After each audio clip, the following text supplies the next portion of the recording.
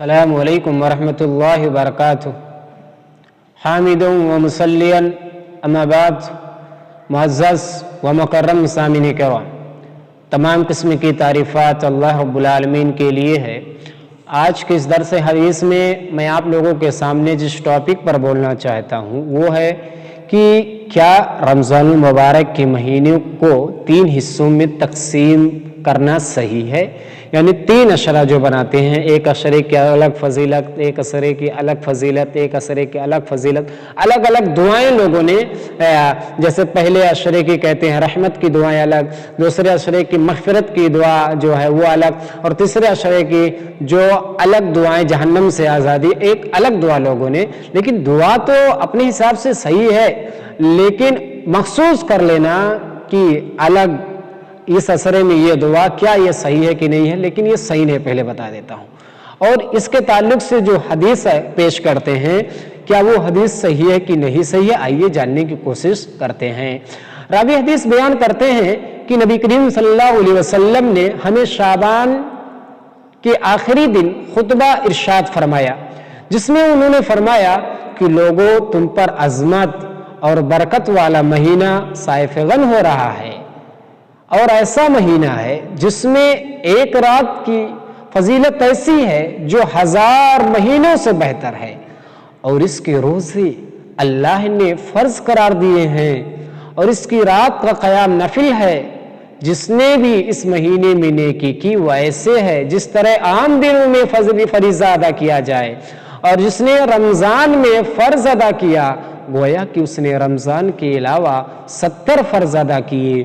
یہ ایسا مہینہ جس کا اول رحمت، درمیان مغفرت، اور آخری حصہ جو ہے جہنم سے آزادی۔ صحیح ابن خزیمہ حدیث نمبر 1887 1887۔ الحمدللہ، یہ جو حدیث ہے یہ حدیث 2 علتوں کے بنا پر ضعیف ہے۔ پہلی علت، اس کی سند میں انقطاع ہے، کیونکہ سعید بن مسیب کا سلمان فارسی رضی اللہ تعالیٰ عنہ سے استماع ثابت نہیں ہے، انہوں نے یہ حدیث ان سے نہیں سنی۔ اور دوسری علت جو بیان کرتے ہیں محدثین کرام وہ ہے کہ سند میں علی بن جدعان ہے، جس کے بارے میں ابن سعد کا کہنا ہے کہ ضعیف ہیں اور ان سے حجت نہیں بنایا جا سکتا ہے۔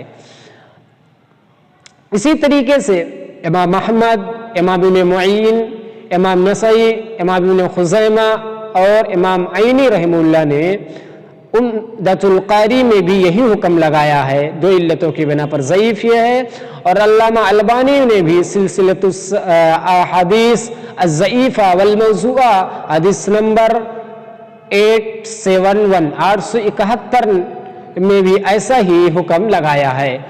تو اس طرح یہ حدیث سندن ضعیف ہے، اسی طریقے سے اس کی سب مطابعت بھی ضعیف ہیں، جس پر محدثین نے منکر کا حکم لگایا ہے۔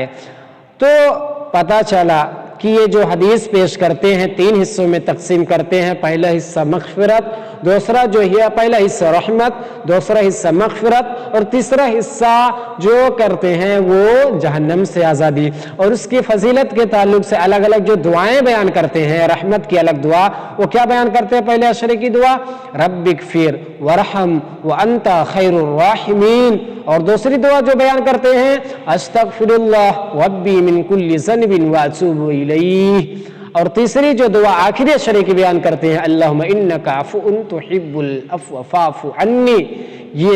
لیکن یہ جو 2 دعائیں ہیں، 2 اشرے، پہلا اشرہ اور دوسرے اشرے میں جو دعا، یہ کسی بھی حدیث سے ثابت نہیں ہے۔ لیکن تیسری جو دعا ہے اللہم انک عفو تحب العفو فاعف عنی، یہ دعا آخری اشرے میں جو پڑھی جاتی ہے یہ حدیث سے ثابت ہے۔ ایک ہی دن نہیں بلکہ پورے دن ہمیں پڑھنا چاہیے۔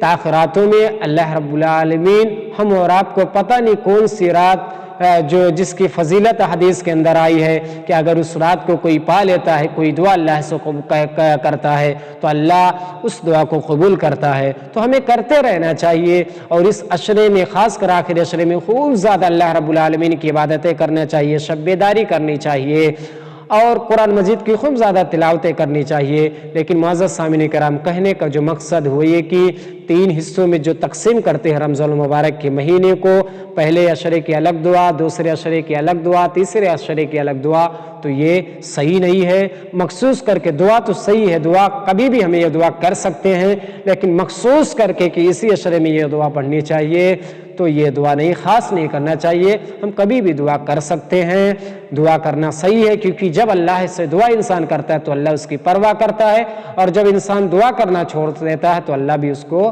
بے پرواہ چھوڑ دیتا ہے۔ اخیراً اللہ رب العالمین سے دعا ہے کہ اللہ رب العالمین ہمیں پورے رمضان المبارک کے مہینے کی فضیلت سمجھتے ہوئے اس میں خوب زیادہ عبادتیں کرنے کی توفیق دے، خاص کر طاق راتوں میں اللہ ہمیں شب بیداری اور اس میں خوب زیادہ عبادتیں کرنے کی ہمیں توفیق دے، آمین۔ وآخر دعوانا ان الحمد للہ رب العالمین، والسلام علیکم ورحمۃ اللہ وبرکاتہ۔